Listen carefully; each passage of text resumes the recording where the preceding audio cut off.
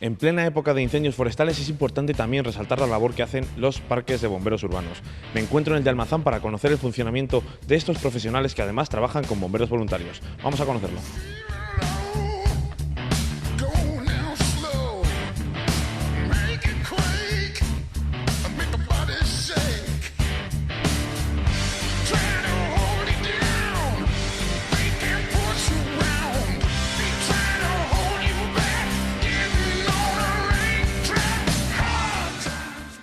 Hola, buenas, ¿qué tal, Carmelo?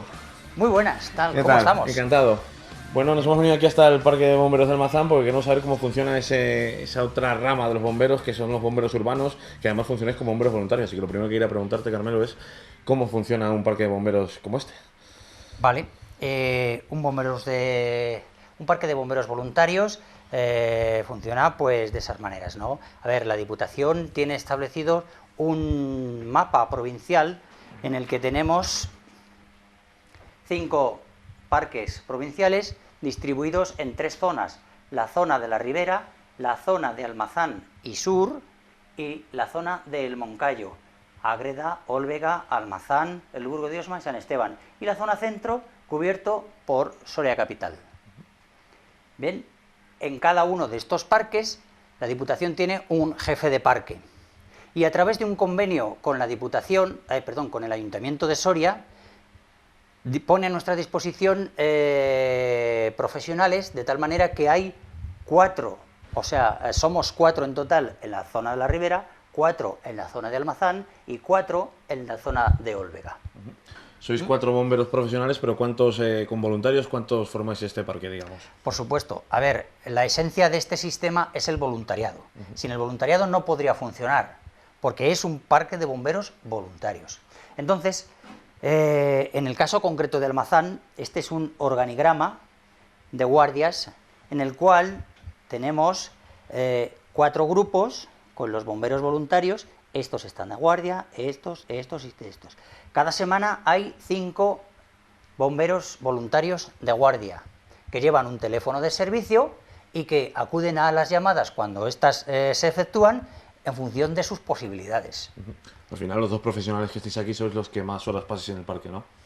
Por supuesto, nuestro contrato laboral implica que tenemos que estar 5 horas permanentes en el parque, corresponden siempre por las mañanas, y luego el resto del día localizables. Los profesionales, los bomberos voluntarios, están en sus labores cotidianas, su casa, su trabajo, y entonces acuden o no acuden, si pueden o no pueden. Además es una labor muy encomiable la de los bomberos voluntarios, pero imagino que eso también da unas carencias al parque. ¿Cuántos bomberos profesionales debería haber aquí para que funcionara con normalidad en caso de una emergencia, digamos, grave?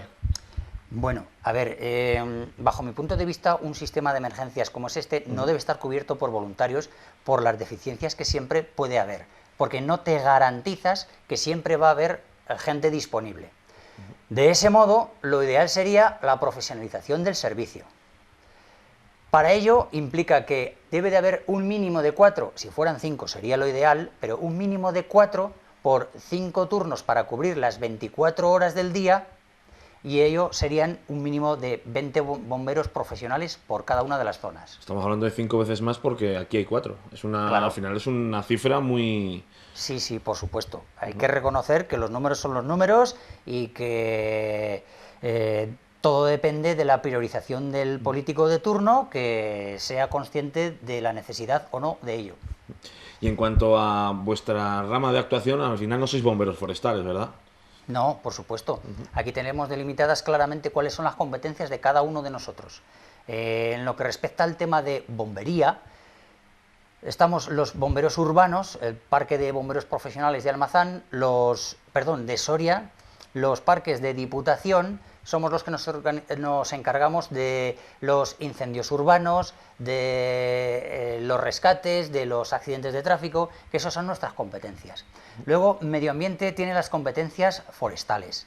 Las competencias forestales, que ellos montan su dispositivo 5 meses al año, y el resto del año, a través de un convenio que tiene precisamente con la Diputación y con el Ayuntamiento de Soria, pues cubrimos todas las contingencias que puedan ocurrir en invierno. Además, también tenemos la BRIF de Lluvia, que pertenece al Estado. Y es que aquí cada administración tiene sus propios medios. Esto es un poco cachondeo: Ayuntamiento, Diputación, Medio Ambiente de la Junta y el Estado. Cada uno va por su parte. Sí, porque al final si ocurre algo muy, muy, muy grave os vais a tener que coordinar todos, digamos, o muchos de vosotros. Por supuesto, por supuesto. Y la verdad es que francamente yo creo que no funciona muy bien el sistema de coordinación, porque son 5 administraciones diferentes y 5 administraciones que ni en los medios de comunicación coincidimos. Esta es una parte, pero al final vosotros tenéis un trabajo que es la parte urbana, nunca mejor con el nombre dicho. Por supuesto. Antes de empezar a entrar en acción, digamos, ¿qué es lo que más intervenís? ¿Intervenís en incendios, en rescates, en accidentes? Más o menos, ¿qué os da más trabajo a lo largo de un año? Pues realmente en estos últimos años cada vez más se tiende a ser los accidentes de tráfico lo que más trabajo nos da. Los tráficos, es la verdad que a nuestra costa está la Nacional 2, en la zona sur de Soria, que tiene una cantidad de tráfico bárbara y que nos da muchísimo trabajo. Luego los incendios. Los incendios, afortunadamente, en el ámbito rural suelen ser la mayoría. Casas viejas en los pueblos, que si la chimenea, que si el tejado, que si pocas cosas. Incendios propiamente urbanos en edificios de altura, afortunadamente no tenemos muchos, pocos, más bien poquísimos. Lo lamentable es que algún día ocurra algo y en las circunstancias concretas en las que tenemos en Almazán edificios de gran altura, de 10 plantas, pues que Dios nos coja confesados. Bueno, si te parece bien, vamos a bajar al patio y vamos a ver alguna demostración de que intervenís en edificios y luego también un poquito de algo de accidentes de tráfico, si es posible. Vamos. Vamos abajo.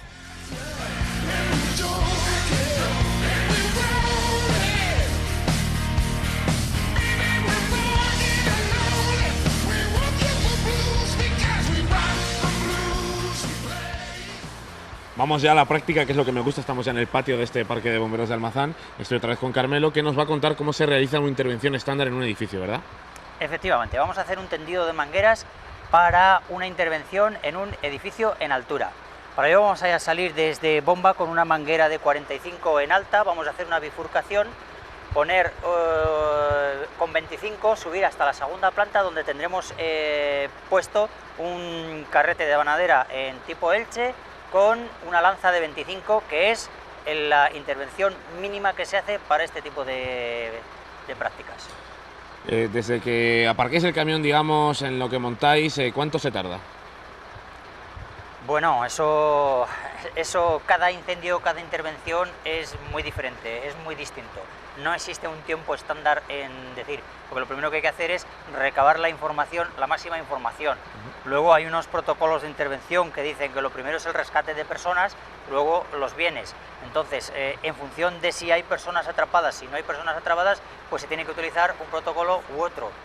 No puedes decir, venga, término medio de una intervención, 10 minutos. No, porque depende de muchas cosas. Si hay mucha gente por evacuar, la dificultad que haya de evacuar esa gente, dónde sea el incendio. No es lo mismo un incendio en una planta baja que en un 10º piso. Solo el montaje de la instalación hasta el 10º piso ya requiere un esfuerzo tremendo del personal, y luego cuando llegas a la 10ª planta ya estás completamente exhausto, porque vas con toda la equipación, con los equipos que nosotros tenemos que nos protegen del calor, pero que también hacen que nosotros nos cozamos literalmente a nosotros mismos, de tal manera que te pones a hacer un ejercicio, a subir 10 plantas con equipo de respiración, todo el aparataje que tenemos que llevar, y cuando llegas arriba ya estás completamente exhausto. Y cuando vas a empezar a apagar el incendio ya no puedes. Aquí estamos viendo que es una segunda planta. ¿Y cuáles son los principales riesgos a la hora de afrontar un incendio, un edificio, una intervención cuando ya vas subiendo plantas? El principal riesgo en todo tipo de incendios, en edificios principalmente, es el humo. Parezca mentira, dices, no, las llamas son las que... No, es el humo.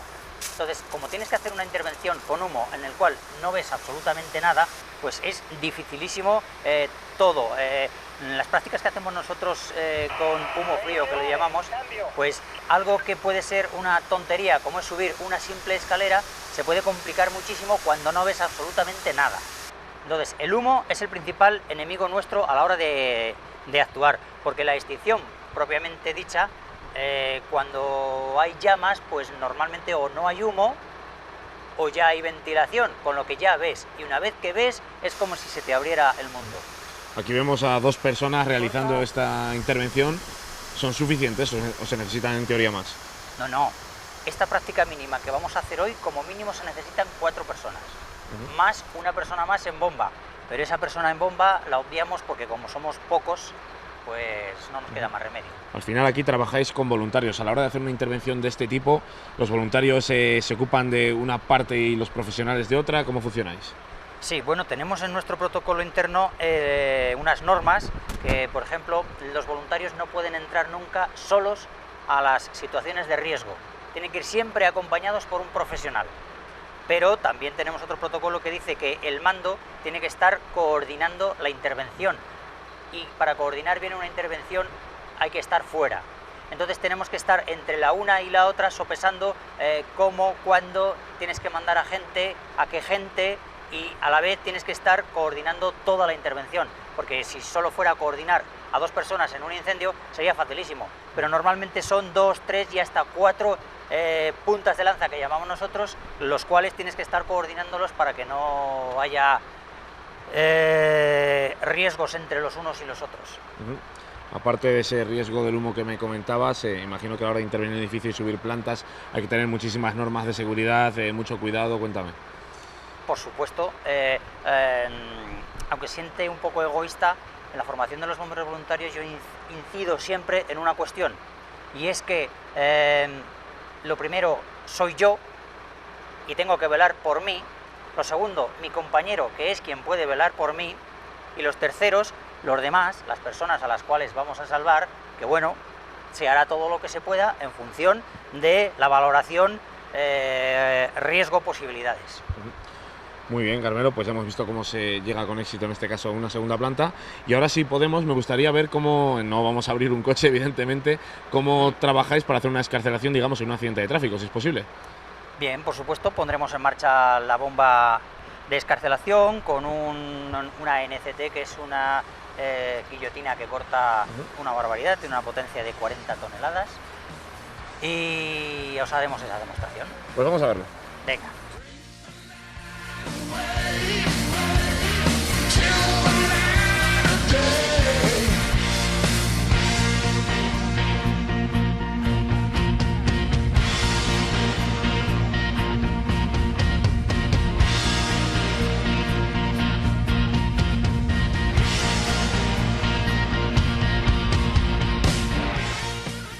Vamos a hablar ya de esas excarcelaciones, un trabajo muy habitual en este tipo de bomberos urbanos, ¿verdad, Carmelo? Correcto, efectivamente las excarcelaciones lamentablemente es uno de los temas que más trabajo nos da, ¿no? Entonces vamos a proceder a hacer el protocolo que habitualmente utilizamos nosotros. En toda intervención se supone que los diferentes actuantes tenemos que saber dónde nos tenemos que colocar, ya sea Guardia Civil, ya sean sanitarios, ya sean bomberos, ¿no? Entonces, supuestamente cada uno tenemos nuestro lugar, que se llama la zona 0 o zona caliente, donde se supone que tenemos que estar nosotros, la zona 2, donde se supone que se colocan los vehículos, los sanitarios, y la zona 3, donde los agentes de seguridad tienen que velar por la seguridad de todos los intervinientes, ¿no? Corte de tráfico y cosas por el estilo. Entonces, nosotros cuando llegamos a un incendio, a una excarcelación, teóricamente vamos a ir a la zona 0, al núcleo más duro. Y lo habitual es que, según manda nuestro protocolo, sacamos nuestra caja de herramientas con nuestra lona, que es donde va a... ábrela un poco más la lona, es la que nos va a delimitar nuestra zona de trabajo, nuestro perímetro. Tiene las dos funciones, para guardar el material y para delimitar nuestro lugar de trabajo, que luego con conos, por decirlo de alguna manera, hacemos un círculo cerrado para que, lo primero, nuestra seguridad, y lo segundo, que no moleste a la gente. Aquí lo que hacéis es desplegar las herramientas que vais a utilizar. Aquí desplegamos siempre las herramientas. Empezamos, como hemos dicho, por la caja de herramientas, la lona y un extintor que ponemos siempre el bombero que baja ya lo tiene ya así previsto, porque es así nuestro sistema. Coge este extintor que tenemos ahí y lo pone marcando la zona en la que vamos a poner la lona. Una vez dado este paso, una vez marcado el lugar con la caja y el extintor, sacamos la bomba, que no se pone en cualquier sitio, se pone en el lugar concreto, exacto, en el que sepamos que las mangueras nos van a poder llegar hasta donde está el accidentado. Pongamos que es un turismo, que es lo más habitual, que pueda dar media vuelta al turismo por un lado o por el otro. La bomba mete mucho ruido y no podemos tenerla encima del vehículo. Nos molestaría a nosotros, a la víctima y a todo el mundo. Por lo tanto, tenemos que ponerla en un lugar concreto, exacto. Y luego, con el despliegue de las mangueras, que pueda cubrir el vehículo entero. Así que vamos a sacar la bomba. ¿Cuáles son los principales riesgos, sobre todo para el que está dentro para la víctima, digamos, en una excarcelación? Vale, normalmente en un accidente de tráfico, pues se supone que los primeros que llegan son la Guardia Civil, porque están en todos los sitios, luego los sanitarios y luego nosotros. Es lo habitual, ¿no? También nos podemos encontrar ocasiones en las que no es así, pero lo habitual es que sea así. Luego, lo primero es las víctimas, ¿no? Pero antes que las víctimas somos nosotros. Y lo primero que hacemos es asegurar ese vehículo, que ese vehículo esté seguro para nosotros y para la víctima. No nos podemos a trabajar en un vehículo en el que se está meneando constantemente, en el que hay golpes, en el que hay movimientos que para la víctima pueden ser mortales y que para nosotros, en caso de un vehículo en el que esté, pues en un puente, por ejemplo, colgado de un puente, pues lo primero es coger y asegurar ese vehículo. Cogemos y lo aseguramos. Una vez que hemos asegurado el vehículo, el paso siguiente es, si los sanitarios no han podido tener acceso a la víctima, abrirles un paso para que puedan acceder a la víctima. La víctima tiene que estar completamente estable antes de que nosotros empecemos las labores de excarcelación propiamente dichas. Una vez que la víctima está estabilizada con los sanitarios, pues entonces ya procedemos a las órdenes del médico, que es quien tiene que decidir cómo y cuándo se extrae a la víctima, determinar el lugar más adecuado por el que tiene que salir la víctima, que habitualmente suele ser el que nos marca la prolongación de su columna vertebral, el juego, cabeza, tronco y cadera. Entonces, una vez hemos decidido por dónde vamos a extraer a la víctima, pues empezamos a hacer los cortes adecuados con la cizalla, luego con el separador, si fuera necesario, y el cilindro para, de esa manera, cortar hierros y abrir huecos suficientes como para poder extraer a la víctima. La víctima tiene que estar, como te he dicho, lo más estable posible, lo más inmovilizada posible, para evitar secuelas post-accidente. Según las estadísticas, en los años 70 lo típico en España era coger a la víctima y el primer coche que pasaba por ahí, ¡pum!, ¡hala!, al hospital. Las estadísticas dicen que el 70% de esa gente que se llevaba a los hospitales tenía secuelas de por vida por las malas formas en el traslado, ¿no? La mayoría de ellos tienen problemas cervicales, de columna.